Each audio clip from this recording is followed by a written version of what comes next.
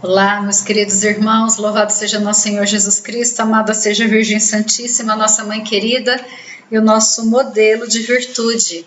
Com a graça de Deus, nós estamos aqui reunidos para podermos meditar sobre a continuidade do nosso livro A Satisfação de Todo Desejo, trazendo para bem pertinho de nós, no dia de hoje, o exemplo de São João da Cruz, esse grande mestre da espiritualidade que agora, vem nos acompanhando. Falamos de Santo Agostinho, falamos de Santa Teresa de Jesus, falamos de Santa Catarina de Sena, e um dos santos que também nos ensinará e ajudará com profundidade é São João da Cruz.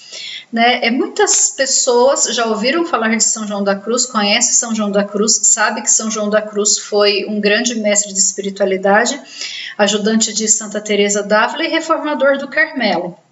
Mas poucas pessoas se aprofundam em São João da Cruz, porque ele é um santo na verdade, de muita profundidade, Então, todos os seus escritos são destinados para as pessoas que já estão avançadas espiritualmente, e não para aqueles que estão passando ainda pela via da purgação. Quem que foi São João da Cruz? Ele nasceu em 1542 na região central da Espanha e o pai morreu quando ele tinha apenas 3 anos de idade, de modo que a mãe e os 2 irmãos passaram muita dificuldade. Com a morte de seu pai, um tio que era padre cuidou dele, ajudando-o a conseguir um emprego de assistente hospitalar e a iniciar os seus estudos. Dizem, que é por causa dessa experiência dele aí trabalhando no hospital que ele sempre teve muito amor aos pobres e aos doentes também. E ele era aluno excelente e foi aceito na universidade, onde dedicou seus estudos liberais e finalmente à teologia. Ele se sentia chamado ao sacerdócio e planejava tornar-se frade carmelita. No entanto, ele não se sentia muito atraído pela forma que viviam os carmelitas naquela época, com pouca piedade, pouca devoção, e já estava decidido a abandonar, essa ideia e ir para unir-se aos cartuchos, que eram um pouco mais rígidos, e foi quando ele teve um encontro com Santa Teresa de Jesus, Santa Teresa de Ávila. E ela, então, assim, teve uma identidade de alma muito grande com ele, Viu que os seus ideais eram muito parecidos e convenceu ele a não abandonar os carmelitas e a ajudá-la nessa empreitada de reformar o Carmelo, e ele, então, seguindo a ala masculina. Mas o que eles enfrentaram não foi fácil, ao contrário, foi muito difícil para eles essa empreitada, esse pedido de Deus de reformar o Carmelo, porque eles encontraram muita inveja, muitos obstáculos, muita traição, ao ponto que São João da Cruz chegou a ser preso pelos seus confrades, A ordem como um todo não reconhecia o valor de seus esforços e, por vezes, resistiu-lhe com vigor. Além disso, uma confusa sobreposição da autoridade estatal à eclesiástica local e universal foi causa ainda de dificuldades maiores. O rei católico da Espanha, o núncio papal, o mestre-geral da ordem, vários legados papais, diversos conselhos da ordem, superiores locais, tudo isso somado a uma mistura geralmente confusa e cheia de conflitos. A certa altura, a própria ordem de São João sequestrou-o do lugar em que servia, vendeu-o e levou-o a um de seus mosteiros, deixando-o muitos meses em confinamento solitário, em uma cela com pouca iluminação, nenhuma troca de roupa e comida de má qualidade. De tempos em tempos, ele era levado à presença de outros monges e pressionado a renegar seus esforços em prol da reforma, o que ele se recusou a fazer. Também mentiram-lhe, dizendo que todos os demais haviam abandonado a empreitada da reforma, inclusive Santa Teresa, e o santo era regularmente açoitado pelos monges, um a um, na tentativa de forçá-lo a desistir. Mas nem isso o fazia desistir, daquilo que Deus colocou no coração dele, e acho que no fundo ele sabia, não importa que todas as pessoas desistam, O importante é aquilo que eu firmei diante de Deus, e assim ele persistiu. Quando Santa Teresa de Ávila ficou sabendo que ele foi sequestrado, ela pediu até ao rei, né, ajuda, intercessão para que ele pudesse ser libertado, mas foi em vão, ela não conseguiu. Mas aí depois de 9 meses, passando por todo esse sofrimento, São João sentiu uma iluminação, né, interior, uma grande iluminação interior, que o deu a inteligência necessária para que ele pudesse fugir e sair daquela situação, né, e assim ele fez. Quando ele estava na prisão, em fragmentos de papel e também na sua cabeça, ele começou a escrever o Cântico Espiritual, né, que é um dos cânticos mais famosos de São João da Cruz. E ele, saindo de lá então, conseguiu, né, foi aprovada a reforma da sua ordem, ele conseguiu a aprovação da ordem, ficou por um bom tempo como o prior dessa ordem, escreveu vários livros, vários tratados de espiritualidade, muito ligados a Santa Teresa, né, ambos até se citavam em alguns momentos, cada um nos seus escritos. Mas ele não ficou até o fim, né? Quando teve a mudança de prior, depois de um determinado tempo, foi eleito um prior que não gostava de São João da Cruz, que na verdade até já tinha sido corrigido por São João da Cruz, e começou de novo as suas perseguições, tudo, queria enviá-los para o México, para outros lugares, né, para que ele ficasse bem longe da ordem. No entanto, quando ele foi já doente, foi sido recebido por um dos mosteiros, né, deles. De princípio, o prior lá não queria recebê-lo, pensando em mais uma boca para alimentar, uma pessoa doente, com dificuldade, mas São João foi tão cativante, né, ele era tão cativante na sua humildade, na sua santidade, que tocou esse prior e ele mesmo caminhou por uma via de santidade, né, e foi convertido por São João. No final da vida, quando São João está prestes a morrer devido à infecção que ele tinha, que foi se alastrando, se generalizando, né? E naquela época não tinha antibióticos, não tinha o que fazer. Os frades, né, os seus confrades tentavam lembrá-lo de tudo que ele fez por Deus, de todos os feitos que ele tinha realizado em nome do Senhor, e ele sempre dizia assim: não, tudo que eu tenho, tudo que eu mereço é pela graça de Deus, não foi nada eu que fiz, tudo foi a graça e a misericórdia de Deus, né? Então ele sempre foi, ele teve esse reconhecimento da graça, como nós falamos, né? Dessa necessidade do Senhor. E aí, assim, de modo geral, São João supõe que aqueles para quem ele escreve já tenha vivenciado um despertar espiritual ou uma compreensão da conversão.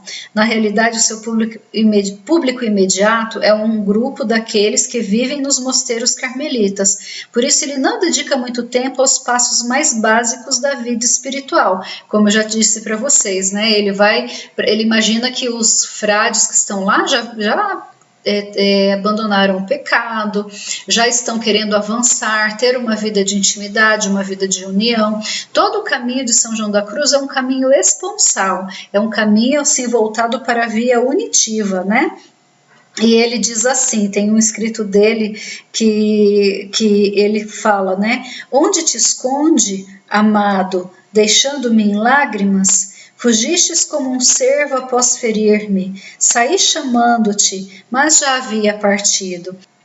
E o que São João da Cruz ele nos ensina, né, com esse trecho dessa poesia, é sobre aquela saudade que a nossa alma sempre sentirá de estar na presença do Senhor. Então, da via iluminativa para a via unitiva, o nosso único desejo, aquilo que almejamos verdadeiramente, é estar na presença do Senhor, é nos unir a Ele, né? O genuíno temor do Senhor e a vida penitente e cuidadosa que Ele acarreta leva uma crescente confiança no amor de Deus. O temor do Senhor e o amor do Senhor não são inimigos, ao contrário, são amigos. O dom do temor do Senhor prepara o caminho para o dom do amor. Olha que coisa linda, né? A noiva nada teme, pois não tem conhecimento sobre nada que ponha contra si mesma. O que poderia temer, sendo ela amiga, a pomba, a bela do noivo? São Bernardo de Claraval, né, ele prepara-nos para uma jornada espiritual e ele tenta ajudar-nos a compreender como é grande a nossa necessidade da misericórdia e da graça, assim como São João da Cruz, como Santa Teresa e todos os outros santos, né? O livro aqui, para a satisfação de todo desejo, ele vem nos acentuar nos exemplos de todos esses santos o quanto nós somos necessitados da graça, porque é o terreno da humildade, da virtude da humildade, que prepara-nos para edificar a nossa casa espiritual, né? Onde nós podemos compreender exatamente isso. Se eu não tenho esse alicerce preparado da humildade, de saber que tudo depende de Deus, que quem me eleva é Deus, jamais construirei as paredes, né, e os outros ornamentos dessa casa espiritual de virtude, onde eu poderia ali coabitar com o Senhor, né, onde o Senhor vividamente virá habitar no meu interior. E São João da Cruz, ele cita em vários momentos da sua vida essa passagem de Mateus 7, de 13 a 14, tão conhecida por nós, que é a passagem que diz assim: entrai pela porta estreita, pois é larga a porta e espaçoso é o caminho que leva à perdição, e muitos são os que entram por ela. Como é estreita a porta e apertado o caminho que leva à vida, e os que o encontram são poucos. Com essas palavras, Jesus nos transmite informações absolutamente essenciais, às quais não damos atenção, colocando-nos em situação de grande perigo. Ele deixa claro que se deixar levar pela cultura contemporânea não nos levará ao céu, antes ao inferno. Jesus ensina abertamente que se quisermos alcançar a felicidade, ou seja, a satisfação de todo o desejo, em lugar da destruição, que é a frustração perpétua, precisamos escolher o caminho e entrar pela porta que leva ao céu. E ele assevera claramente que ele é o caminho para o céu e a porta para a vida eterna. Interessante aqui que o Dr. Ralph, né, ele fala que em várias experiências da sua vida, das viagens missionárias, dos lugares que ele vai, das conferências que ele faz, ele vê exatamente o contrário disso. Parece que as pessoas não têm essa visão bíblica que nos traz São João da Cruz, que nos traz Santa Teresa, São Bernardo de Claraval. Todos eles, em sua espiritualidade, eles nos trazem elementos e fundamentos totalmente bíblicos e dentro da doutrina da igreja, né? E hoje, a maioria das pessoas, elas vivem como se a palavra de Deus, como se a Bíblia e todas essas outras coisas fossem uma Bíblia diferente, uma palavra diferente, até como os próprios os memezinhos de internet, assim, que eu vejo, né, que eu gosto muito, há muitos anos eu sempre via um folderzinho que dizia assim: a porta, ela continua estreita, ela não passou por reformas, porque até parece que a porta passou por reformas, né? E ele diz uma frase assim: se eu fosse anunciar a visão de muitos católicos atuais, eu diria algo como que as pessoas parece que leem a Bíblia, né? Largo e espaçoso é o caminho que nos leva ao céu, e muitos estão seguindo esse caminho. Estreito é o caminho que leva ao inferno, e praticamente ninguém o está trilhando. É mais ou menos dessa forma que as pessoas vivem, né? E ele diz: é chocante e trágico notar que, em uma questão de importância tão crucial, tantos católicos da atualidade acreditem no exato oposto do que nos diz Jesus. Na realidade, isso atesta a verdade do ensinamento de Jesus: deixar-se levar pela cultura contemporânea, pelo pensamento contemporâneo, afasta-nos da verdade e da felicidade, conduzindo-nos à destruição. Para São João da Cruz, né, ele tem essa rica ideia correta e clara da configuração básica da nossa realidade com as revelações da Bíblia, né, do que realmente acontece na vida, a fim de tomarmos decisões sensatas ao iniciar uma jornada espiritual. Concentrar-se em melhorar a qualidade do nosso tempo de oração, por exemplo, é um foco demasiado pequeno quando consideramos a jornada espiritual como um todo, né? Então, eles falam muito desse quadro geral. né? Esse quadro geral para Santa Teresa de Jesus, para São João da Cruz, é um quadro geral que ele engloba as realidades seguintes, né?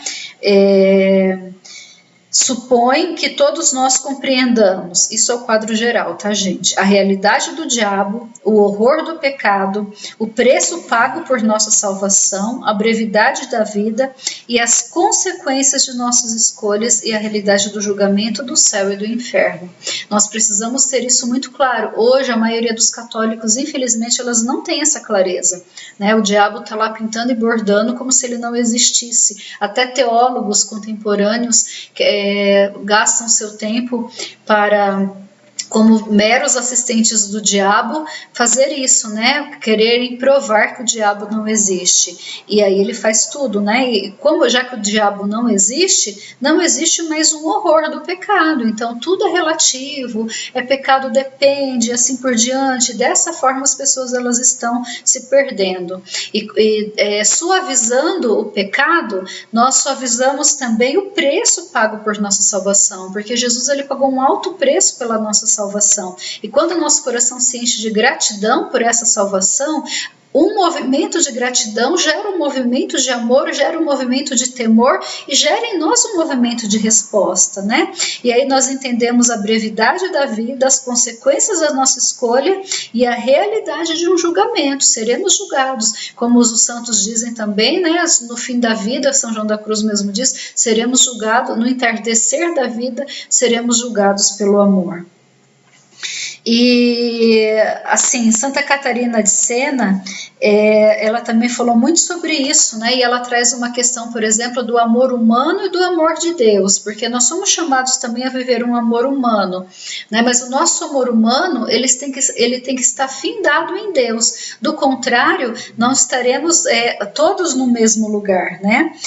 E Santa Teresa tem consciência de que ter uma visão clara do quadro geral mudará o modo como vivemos e o que escolhemos, porque vemos aquilo que realmente importa. Ora, parece-me que aqueles a quem Deus dá um conhecimento claro amam de forma muito diferente daqueles que não o alcançaram ainda. Esse é um conhecimento claro da natureza do mundo, de que existe outro mundo, das diferenças entre um e outro, de que um é eterno e o outro é um sonho, né, que não é uma realidade. A partir daquilo que Santa Catarina de Sena inferiu com relação à possibilidade de o amor humano no Senhor continuar pela eternidade, Santa Teresa d'Ávila deduz as consequências das situações em que o amor humano não é no Senhor, quando uma das pessoas quer amar de acordo com a mente de Cristo e a outra não. Quantos de nós vivemos uma situação assim, né? E aí ela ainda completa, elas percebem que não concordam entre si, pois é um amor que terá de acabar quando elas morrerem, caso a outra não esteja guardando a lei de Deus. E tais pessoas compreendem que a outra não ama a Deus e que por isso elas terão de seguir para destinos diferentes. Que tristeza, né? Nós falávamos lá que no paraíso, né, quando nós gravamos sobre o paraíso, que no paraíso nós teremos relacionamentos e nesses relacionamentos estaremos com aqueles que construímos um amor afetivo aqui na Terra e que perseveramos no amor de Deus. Então nós poderemos continuar amando e convivendo com os nossos familiares, filhos, esposos, né? Mas aí ela ressalta que essa grande diferença quando os corações não estão no mesmo destino, não comulgam da mesma visão geral, né? E aí é por isso que ela fala da grande batalha espiritual para a salvação das almas. Assim, Santa Teresa sabe que uma batalha espiritual pelas almas dos seres humanos está em curso e que a confiança no Senhor e a entrega a Ele são fundamentais para a vitória. E esse encerramento que nós vamos fazer aqui é muito lindo, né? Porque ela diz assim, fazendo aos poucos o que podemos, dificilmente teremos algo mais contra que lutar. É o Senhor que em nossa defesa assume a batalha contra os demônios e o mundo. A única preocupação é entregarmos-nos por inteiro a Ele. Olha que lindo isso, né? Se nós nos entregamos por inteiro a Ele, Deus mesmo vem ao nosso socorro, né, e combaterá por nós. Não que nós não teremos mais que combater, ao contrário, já teríamos combatido, né? Porque quando nós chegamos na fase da iluminação para a unitiva, é porque nós já passamos pela purgação, ou seja, nós já tivemos a kênos e nós já nos esvaziamos de nós mesmos, nos preenchemos de Deus, unimos a nossa vontade com a vontade de Deus e agora Ele trabalha ao nosso favor, né? Pessoas espiritualmente sensíveis como Santa Teresa têm uma percepção aguda do que é verdade para todos e uma compreensão sólida das consequências lógicas dessa verdade. E eu encerro, né, essa nossa formação de hoje com essa frase aqui de Santa Teresa, né, com esse trechinho aqui dos ensinamentos de Santa Teresa, que é tão bonito para nós e que deve nos fazer aumentar no coração o desejo de avançarmos, de confiarmos na graça, de confiarmos em nosso Senhor, de vencermos as nossas limitações, de sermos perseverantes nos nossos sofrimentos como São João da Cruz, para continuarmos essa jornada até a nossa íntima união com Deus. Porque assim, muitas vezes a gente passa pela vida dando valores a tantas e tantas coisas que não mereciam o nosso valor, né? Que não mereciam o valor o nosso desgaste. Mas quando nós sabemos para onde nós devemos ir e o que nos espera, né? Quando nós temos uma visão desse quadro geral, consequentemente nossos esforços estarão ordenados e voltados para o que é correto. E Santa Teresa então ela diz: toda a vida é curta, e a vida de alguns é curtíssima. E como havemos de saber que a nossa não será tão curta, que no instante mesmo em que decidirmos servir a Deus por inteiro, ela chegará ao fim? Isso é possível. Em suma, não faz sentido dar importância a qualquer coisa que acabará. E quem não trabalhará com afinco se julgar que cada hora é a última? Bem, acreditai-me, pensar assim é a conduta mais segura. Que nós possamos então pedir essa graça ao Espírito Santo de Deus, pedir essa graça à Virgem Santíssima, ao nosso Santo Anjo da Guarda, de entendermos, né? Nós não sabemos a brevidade da vida, não dá para esperar para iniciarmos essa jornada amanhã ou sabe-se lá quando, né? Essa jornada que nós estamos sendo chamados a trilhar, ela deve começar agora, ela deve começar o quanto antes, né? Porque breve é a nossa vida, mas a certeza da eternidade, da felicidade eterna, nos é garantida pelo sangue do Cordeiro, pela graça de Deus e pelo desejo desse Deus tão bondoso que Ele tem de nos ter perto dele e que assim então se inclina, né, até nós e nos eleva até o seu coração. Louvado seja nosso Senhor Jesus Cristo, amada seja a Virgem Santíssima, nossa Mãe querida e o nosso modelo de virtude.